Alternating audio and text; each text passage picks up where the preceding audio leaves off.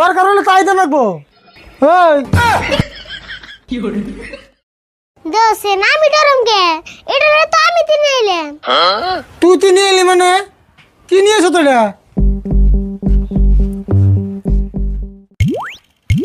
ও বাবা হে কাকা তুমি আবার ডরো কে? ধরম না মানে এটা আমরা করো কে? আর এটা তুই আনছত কি? খারাপ কইতাছি এটা তুমি চিন্তাছ না এটাই তো রোবট। ও এইটাই তো রোবট। হ্যাঁ তুই হাসের রোবট নিয়ে এলি বেতে?